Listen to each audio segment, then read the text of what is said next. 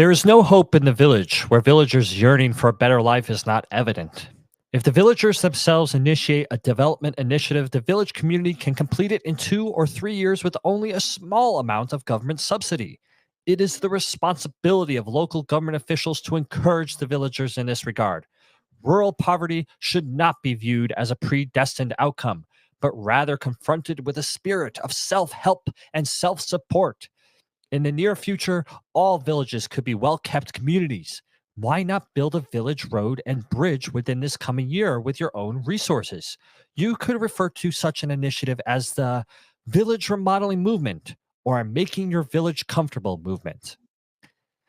And that, Patrick, is a quote from President Park Chung-Hee during his speech that he delivered to the provincial government leaders meeting in the southeastern city of Busan in South Korea on the 22nd of April in 1970 to actually make the first reference to what is now known as the Saemaul Undong Movement. And Okay. it's a topic that actually our creative director Ji-hoon, who is himself from South Korea, Yep. suggested that we do an episode on. So that's what we're doing today. Yeah. I always say, like, we need to screen better. Who got past the screening process with Jahoon?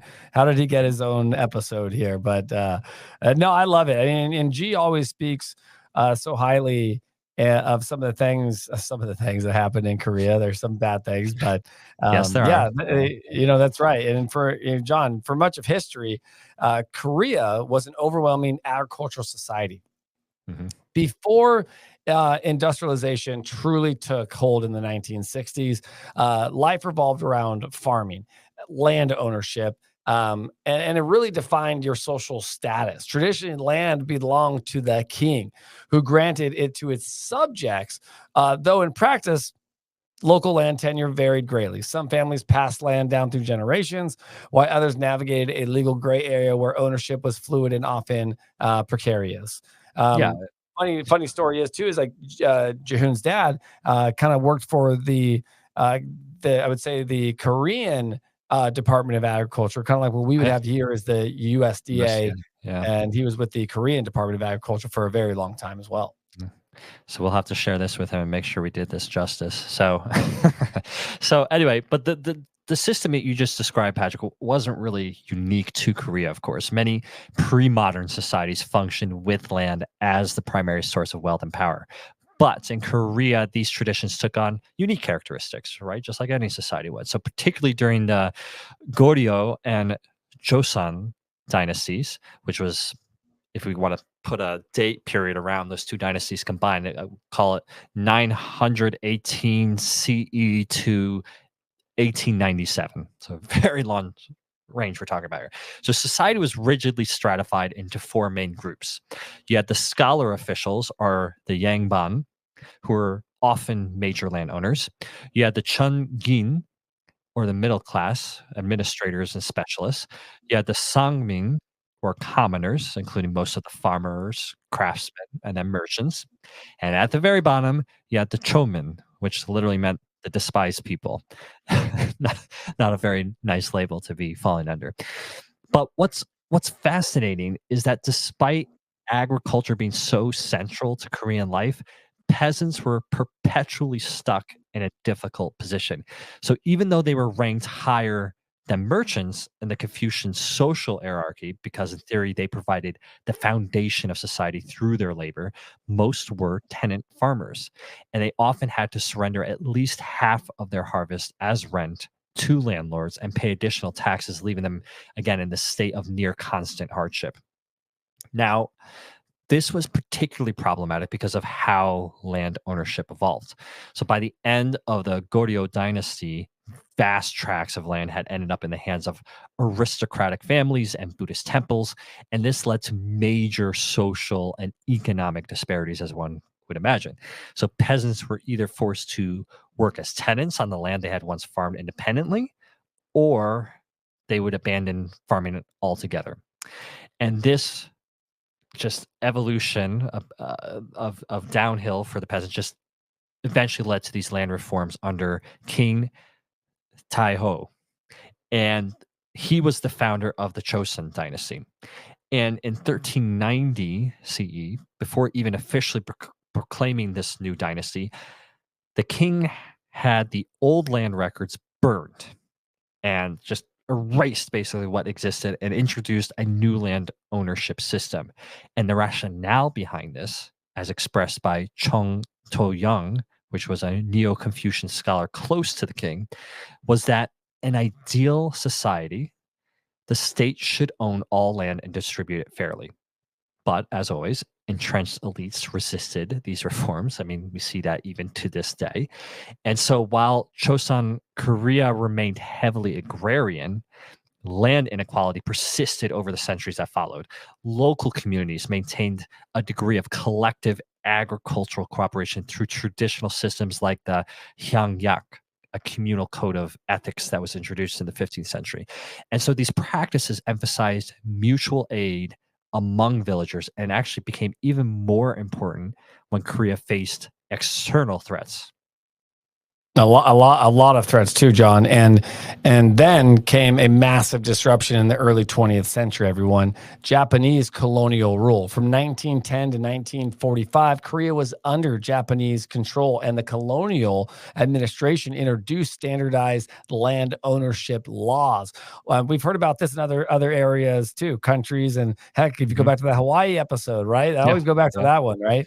While this may sound modernizing on the surface, in reality, though, it dispossessed many Korean farmers. The Land Survey Bureau, created by the Japanese Governor General, cataloged land ownership, but the process often favored educated Yangban elites who manipulated the system. Thousands of peasants unable to prove legal ownership, too, of their ancestral lands were suddenly left landless. Many moved to cities or immigrated to places like Manchuria or Japan in search of work. And by 1916, the Japanese-controlled Oriental Development Company owned around 104,000 hectares of Korean farmland. This, combined with the fiscal policies of the colonial admin, transformed Korea's agriculture into something increasingly designed to serve Japanese economic interests rather than sustain Korean farmers. And a tragic irony, really, because while agricultural production increased under Japanese rule, many Korean farmers were impoverished and indebted, John. It was bad for them. Yeah, no, exactly. And this historical backdrop is crucial in understanding why decades later the South Korean government under Park Chung-Hee would launch the Saemaul Undong Movement in the 1970s. It was part of an attempt to reverse the rural poverty entrenched by centuries of land struggles, colonial exploitation, and this rapid industrialization, which we're going to talk about very soon.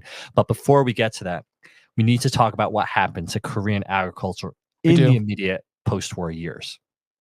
You are 100% right. And we want to get into that. I know. Listen, everybody, listen, Jihoon, if you're listening, hopefully we're doing you right, buddy. And John, by the 1960s, let's talk about South Korea, because it was a critical juncture during this time. The scars of colonial rule and war still fresh. Land reforms had reshaped a rural society, and yet the country remained one of the poorest in the world. And while the urban centers were beginning to modernize, rural communities were lagging behind. The income disparity between cities and the countryside was widening. And for many South Koreans, particularly farmers, life was defined by chronic poverty and hardship. So to understand why rural Korea was in such a dire strait by the 1960s, we need to go back to the end of World War II, everyone, because before South Korea even existed as a country, the lands its farm worked was in the hands of the Japanese colonial government. And throughout my life of being friends with Jihoon for over 20 years, he has made many comments of the relationship between the Japanese culture and the Korean culture. And that's right.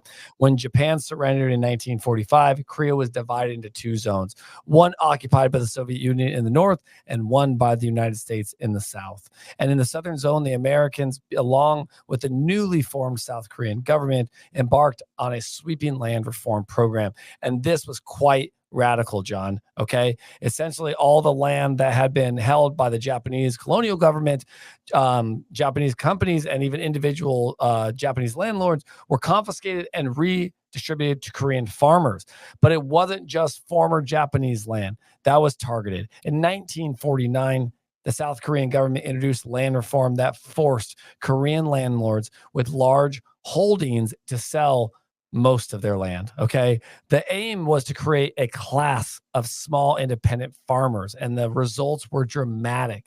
Next, 1 million tenure farmers nearly across, across the country. About 40% all farming households became landowners. This had a leveling effect on Korean society, breaking apart the landlord class that had dominated rural life for centuries, John. Yeah, and it's important to stress again that this reform wasn't entirely driven by South Korea alone, right? The Americans Yeah. who are Yeah. No. deeply involved in post-war reconstruction in this Oh area my saw gosh. land Yes. reform as essential to preventing communist influence from spreading southward. After all, in the north, Kim Il Sung was rapidly collectivizing land under Soviet direction. Yep.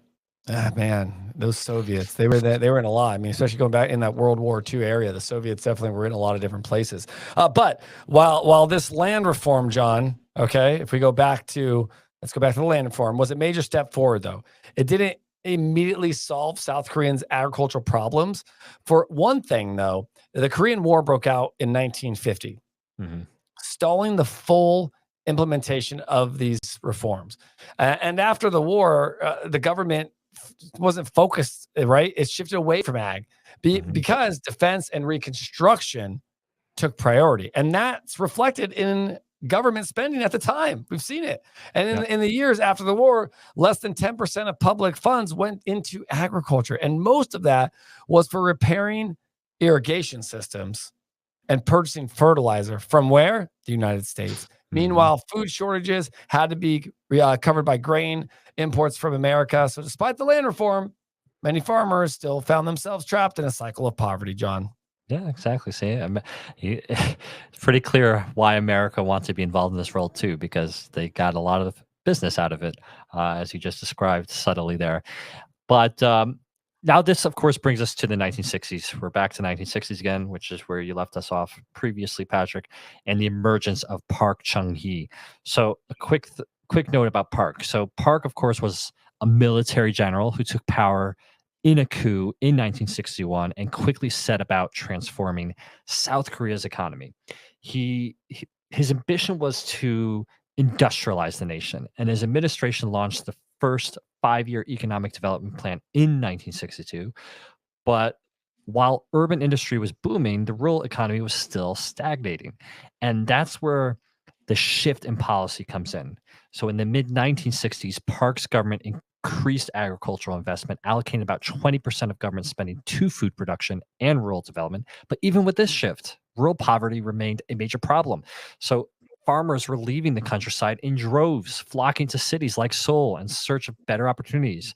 And so between 1960 and 1970, the proportion of South Koreans living in cities jumped from 28% to 41%, which is just a staggering increase driven largely by economic desperation in rural areas.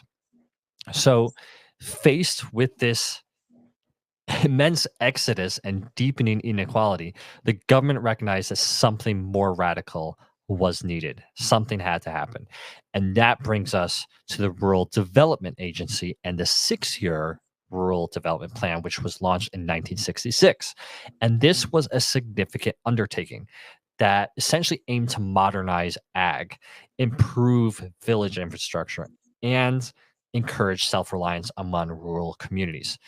And this was ambitious, to say the very least. The government sought to implement democratic leadership at the village level, modernize farming techniques, and mobilize local labor for infrastructure projects. And while some progress was made, over 600,000 projects were carried out with government support for about a third of them. Not everything exactly went according to plan. It never goes according to plan, John, right? It never goes according to plan. And why? No, it never will. I say it like that, right, everyone?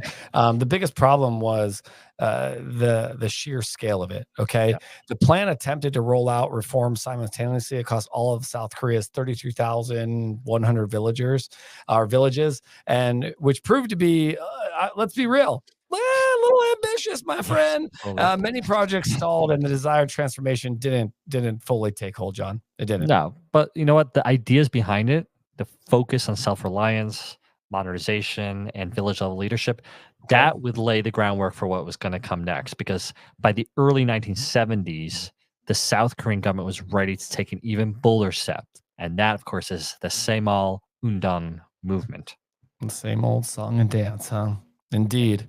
And this is where, okay, things really take off. The Saemaul Undong, or New Village Movement, would become one of the most influential rural development initiatives in modern history. It took the lessons of past failures and applied a new community-driven model that transformed the countryside, John. But how exactly did it work? Okay? And that's what we're asking you. But we'll let you know as soon as we get back from break.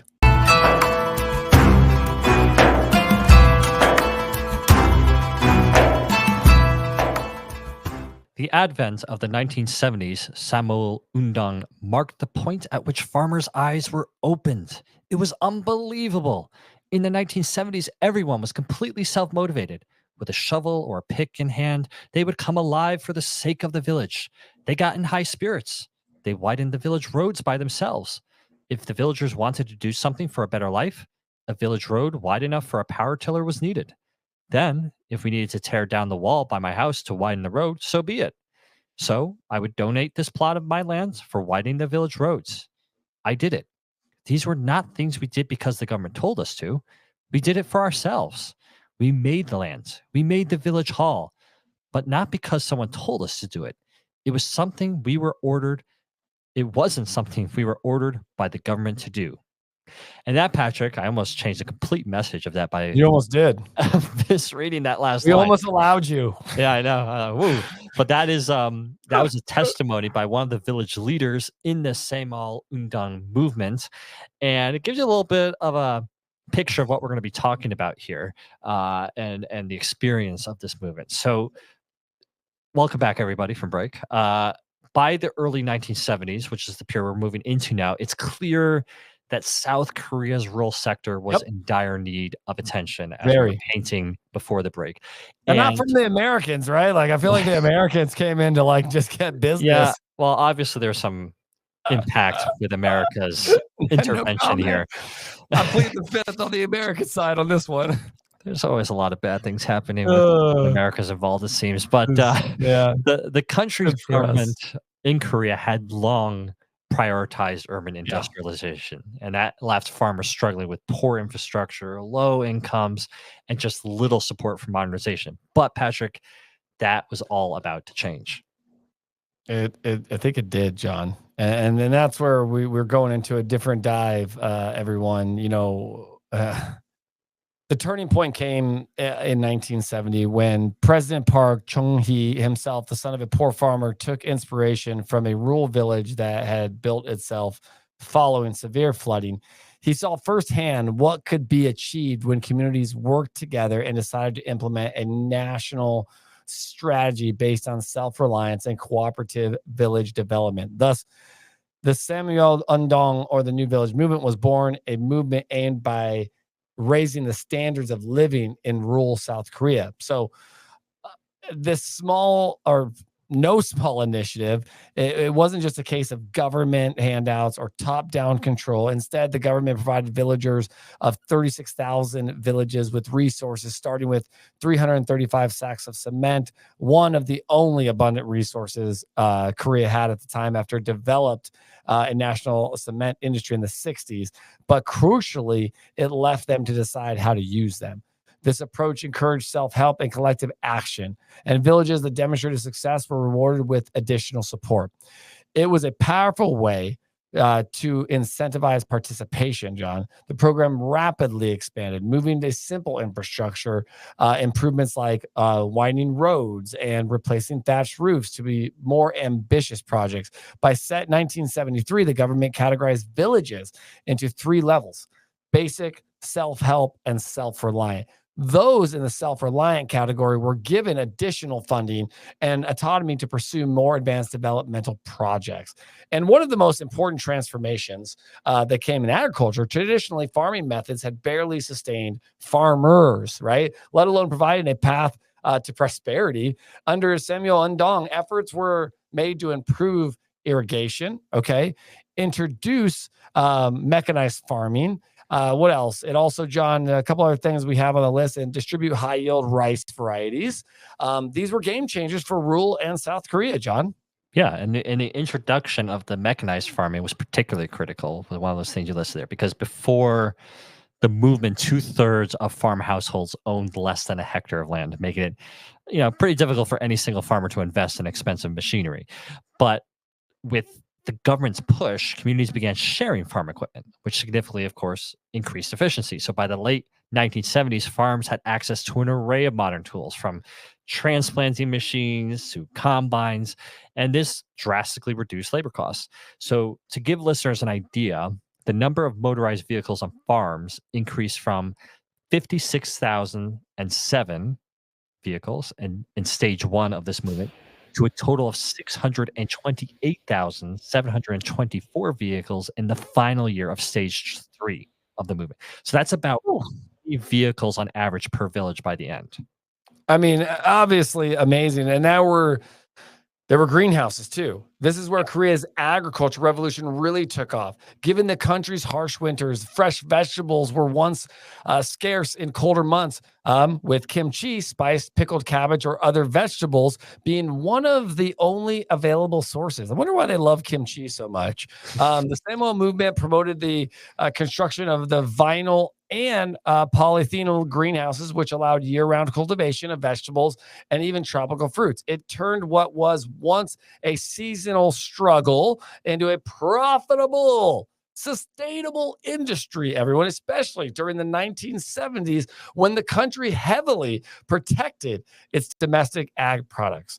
So beyond just increasing agricultural output, though, John, the movement also sought to provide off-season employment for rural workers.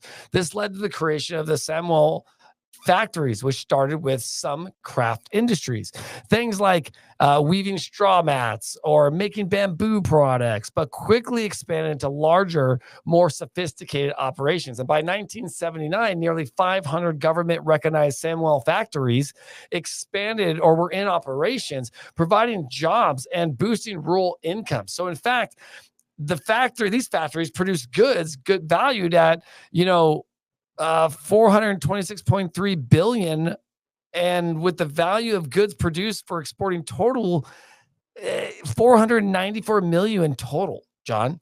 And of course, no modernization efforts is complete without infrastructure. Saemaul Undong led to major improvements in farm roads, aligning rice paddies to make merchandise farming possible, and expanding irrigation systems. In rural areas, traditional farm walkaways were too narrow and meandering to allow even the use of motor vehicles or animal carts for carrying ag products.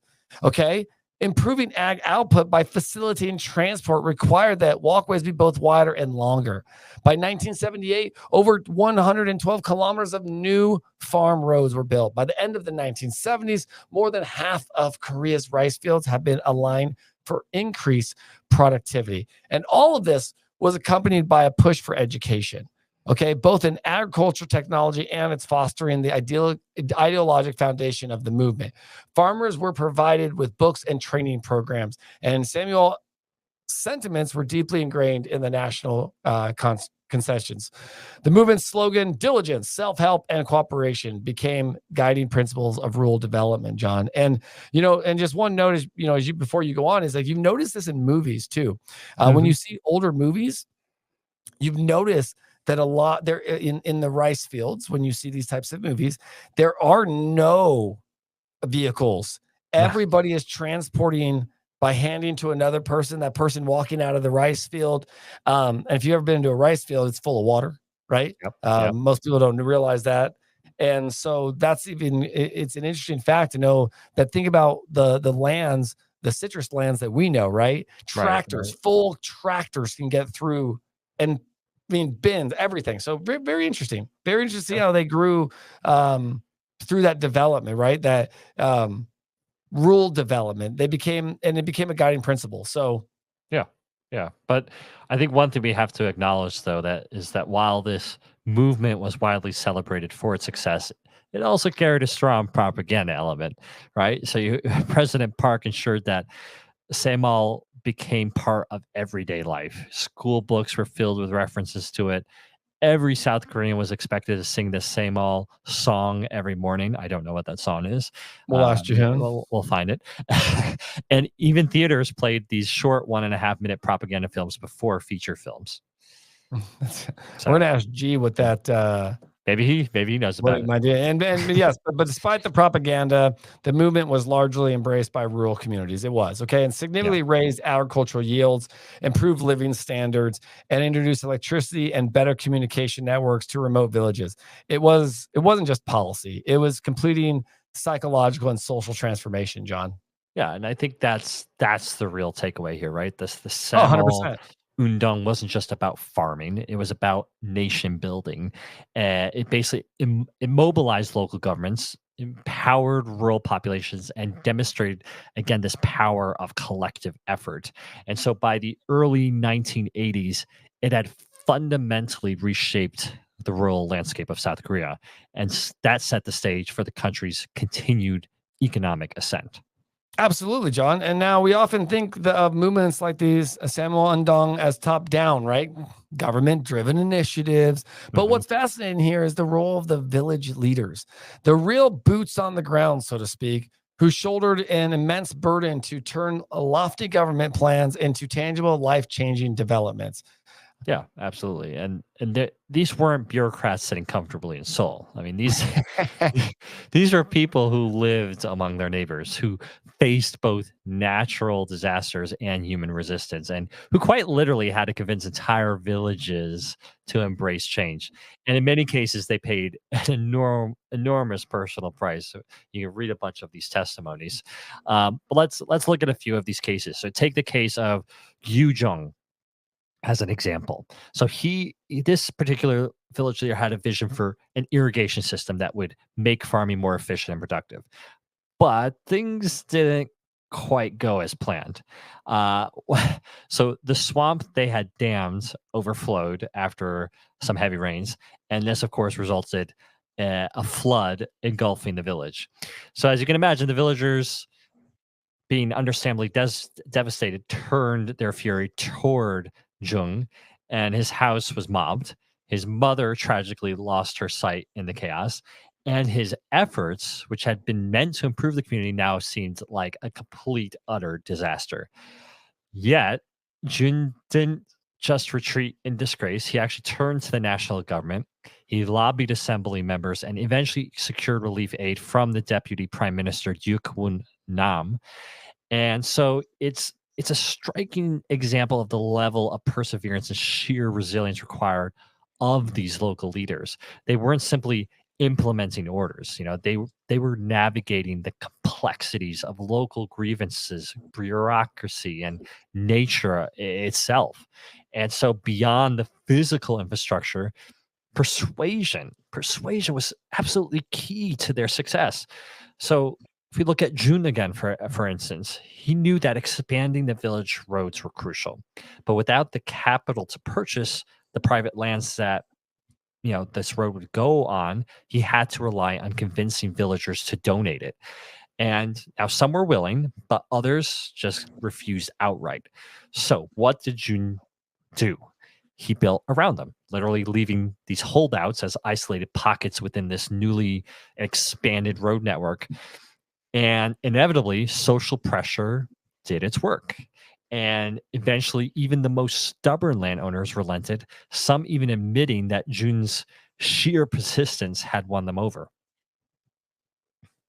Wow. I mean, some of the times, when you look at some of the history, John, too, it's a fascinating psychological game. Oh, yeah. I Lots mean, everyone, as we produce these episodes, as we're airing them, we learn about this as we go, and we do so much research. But when we put it into words, sometimes right, John. It's a psychological Yeah. game, isn't it?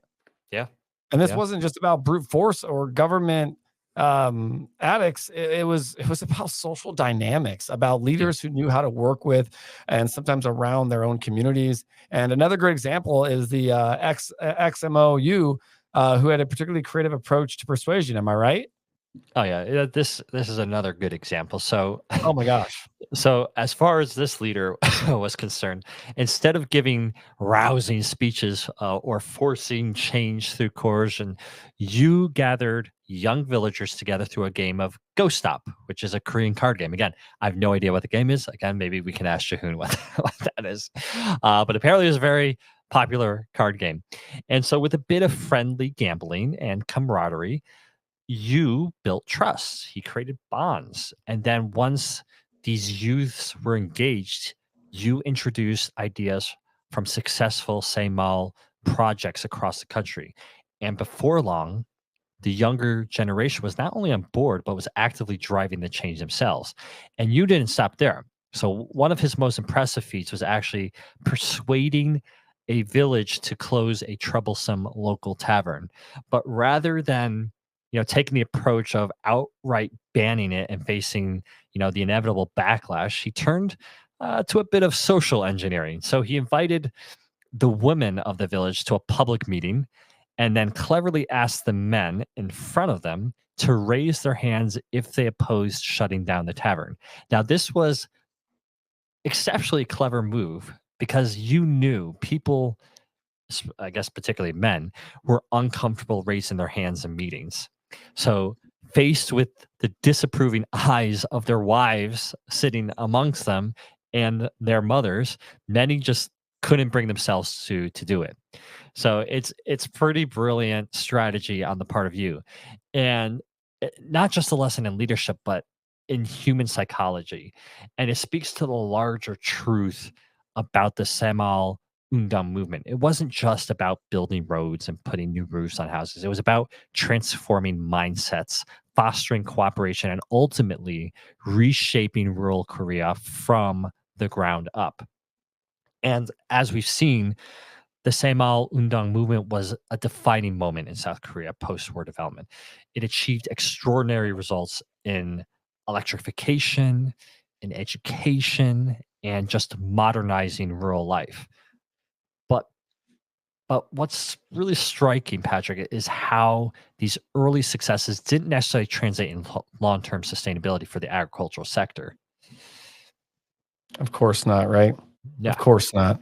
I mean, and again, too, John, it's you're exactly right, too, right? Some of this stuff that was happening while the movement instilled a sense of diligence, self-help, and cooperation, its momentum slowed in the 1980s. Okay, Mhm. and part of this was due to the assassination of Park Chung-Hee in 1979. Everyone, so which left a leadership vacuum and with it a loss of centralized direction of the movement.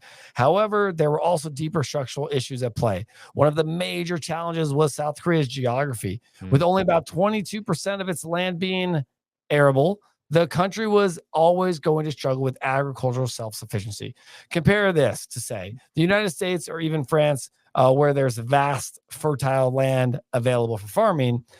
let's not forget the impact of land reform in the late 1940s and early 1950s. Land, if you recall, was redistributed of the rural peasantry, which on the face of it seemed like a positive step, right, John? But Yeah.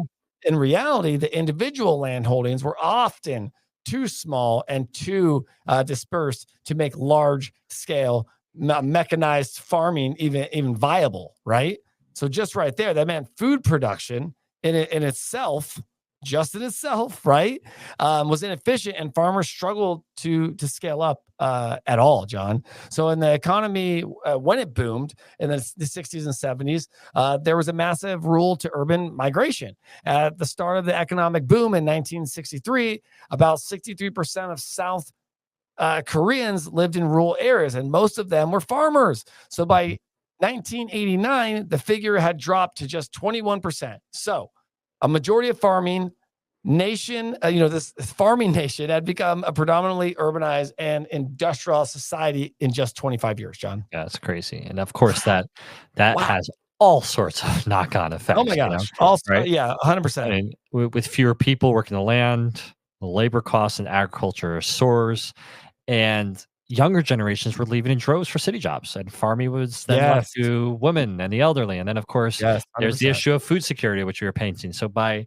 the late 1980s, South Korea was importing nearly half of its food supply, especially like the staples No bueno. of wheat and animal feed corn.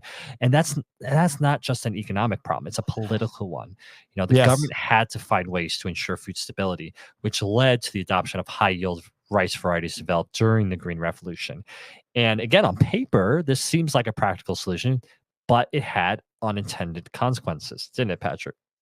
I mean, 100% it did, John. And that's part of it, right? I mean, Mhm. that's what happens when you mess with food, you're going to have it. And traditional pest resistant rice varieties were pushed out in favor of high yield strains, which required heavy use of agricultural chemicals and fertilizers.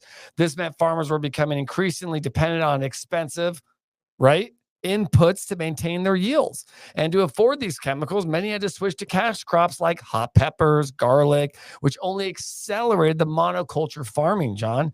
And keep in mind, in turn, led to something more profound: the breakdown of traditional farming communities. Rural South Korea had long relied on cooperation or cooperative labor sharing practices, where families and neighbors worked together to plant and harvest crops. But with mechanization and monoculture farming taking over, that social fabric began to unravel completely. And let's not forget debt. Oh yeah. Well, by 1988, the average farm household had accumulated around $4,620 in debt, considerable at this time, while average assets stood at around 66,000. And some change. So many farmers had invested in modern machinery, but that only led to further financial strain, making it harder for small farms to stay afloat. Yeah, and at the same time, the government was shifting its focus, right? I mean, with industrialization in full swing, agriculture became something of an afterthought. So, in the early 1980s, South Korea adopted a more neoliberal free trade agricultural policy, and this meant, of course, reducing protections for domestic farmers and increasing imports. Once again, particularly from the United States. Of course, Yeah. yes, right back into the United States. As a result, small scale farmers were squeezed even further, John. Many simply couldn't compete with cheaper imported goods. At the same time, the South Korean government pursued a low wage policy to boost its manufacturing exports. Okay. So that meant that while industries were thriving, rural communities were facing economic decline. So by the 1980s, in the late 1980s, I would say, when it started a government-led push for ag modernization had ironically contributed to its decline, everyone. Yeah. And Yeah. despite the fall of the military dictatorship and South Korea's transition to democracy, the move toward free trade continued. Small farmers found themselves struggling even more in the face of globalization, John. But interestingly enough, the story doesn't just end here. Am I right, John? Yeah. Recognizing these issues, the South Koreans government step into reform the Saemaul Undong Movement in the late 1990s. Instead of a top-down approach, they shifted towards empowering local communities and civil society organizations. This marked the start of what some call second phase of the movement. And that brings us to the present day. So as we bring our discussion on the Saemaul Undong movement to a close, it's worth asking, what's the legacy today? How is it shaped not just South Korea, but other parts of the world too, John? Yeah, well, the legacy of Saemaul Undong is Tell me. undeniably profound, right? It's very regularly hailed as a model for rural development and poverty eradication. Again, not just in Korea, but globally. And the movement's principles, again, self-help, diligence, and cooperation, have been applied to rural development projects in countries as diverse as Uganda, Burundi, Cambodia, Fiji, Honduras. And today, there's actually 42 Saemaul model villages in 10 different nations actively working with Korean support and local participation to replicate some of the success that South Korea experienced in the 1970s. And so it's fascinating to think that what essentially began as a government initiative to modernize rural Korea has become a template for international development. And yet, within South Korea itself, the transformation brought about by this rapid industrialization has dramatically altered the landscape of its agricultural sector. I mean, in the 1970s, half of South Korea's population worked in agriculture, right? By 2010, that figure had dropped to just 7%. And today it's hovering around 5%. So if we look at farmland on the other end of it, that has shrunk by over a quarter. And while farm incomes have increased 120 fold since the 1970s, agricultural debt has skyrocketed more than 1,600 times over. And so, with that decline in local agriculture comes increasing reliance on imported food. In the 1970s, again, South Korea's grain self sufficiency was over 70%. Pretty good place to be. But by 2010, it had plummeted to just 20%, and it remains at roughly that level today. So staple crops like wheat and maize are almost entirely imported with self-sufficiency rates of less than 1%. Wow. Yeah, It's just a remarkable shift oh to yeah. say the least, and it speaks to a broader global trend, doesn't it? As nations industrialize, agriculture is often pushed to the margins, right? But in recent years, South Korea has recognized the risk of over reliance of food imports and has begun taking action. The government's 2023 policies now aim to raise grain self sufficiency to 55. John. Yeah, yeah. So in a way, we're seeing a full circle moment, a recognition, basically that while industrialization brought prosperity, food security remains a critical issue, and the Samal Undam movement may have been about modernization, but its underlying philosophy of self reliance is perhaps more relevant than ever in today's world. Exactly, John. And maybe the ultimate lesson here, the Samuel Undong movement was about resilience, about communities coming together to improve their own conditions, that spirit, whether applied to farming, industry, or national development. And it's something South Korea and the world continues to grapple with today. Yeah, yeah. So it's really a fascinating history with lasting implications. This movement, Yes. and yeah, so we'll have to see where this all goes. Obviously, history is always still being written. It's a piece of history I had no knowledge about Had no at idea all about it. when Ji Hoon messaged me and told me, I'm like, what is this? What? So I had to do a lot of reading on this one, and honestly, because we're in America, there's not a whole lot of English resources on this movement, so it required a bunch of digging. But uh, hopefully, we educated all of you today on this unique movement that completely transformed South Korea into what is today one of the top economies I in the was gonna say world. I it's mean, 2025, but yeah, I mean it's certainly not one of the poorest countries anymore in the world as it was no, absolutely not. in the 1950s and 60s. But yeah, like we were just saying though, with great change and industrialization, it seems to also sometimes lead to the very thing you were trying to fix. In which case, the food self sufficiency and agricultural challenges remain after being That's the truth. temporarily lifted out. And we see that in the US too, honestly. We've the number of farmers that keep going down, down, down. So perhaps a lesson for us to refer to and see what can be done for the future. But anyway, that's it Lesson about learned. the Saemaul Undong movement. As always, if you want to hear more, sign up for the History of Fresh Produce Club. And until next time, it's going to be goodbye from me, John Papp. And goodbye for me, Patrick Kelly.